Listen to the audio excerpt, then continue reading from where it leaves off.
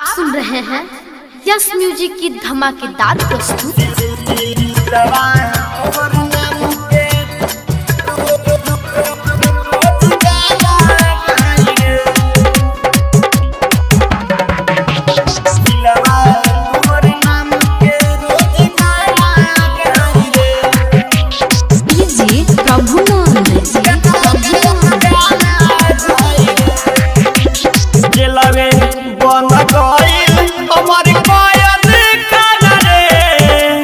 जब से तोहर माई कोइले केस बिया रे जेलवे बन गइल हमर कोयद काना रे।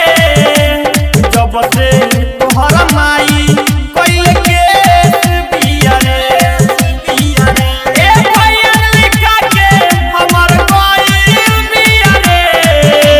जब से बंद भइली सिलवा तोहर नाम के रोज गाना गाई रे। जब से बंद भइनी जेल खाना आई रे। सिलवा तोहर नाम के रोज गाना गाई रे। आप सुन रहे हैं यस म्यूजिक की धमाकेदार प्रस्तुति।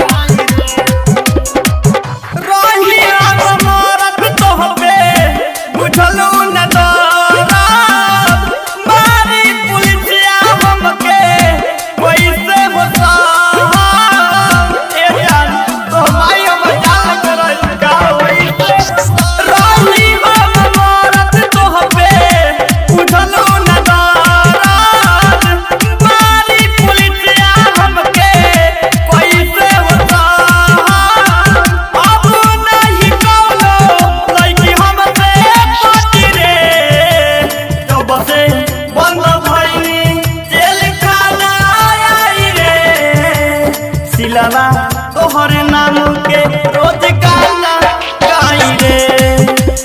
जब से बंद भइनी जेल खाना आई रे। सिलवा तोहर नाम के रोज गाना गाई रे। आप सुन रहे हैं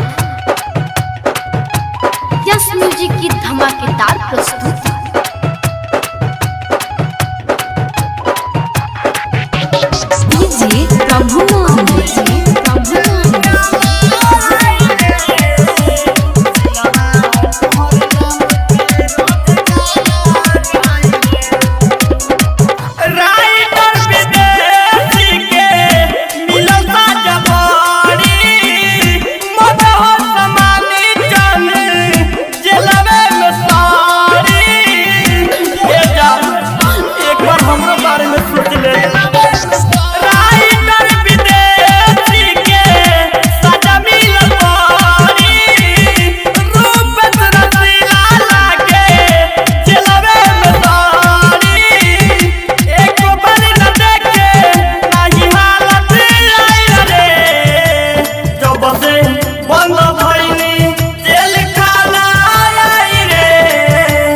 सिलवा तोहर नाम के रोज गाना गाई रे।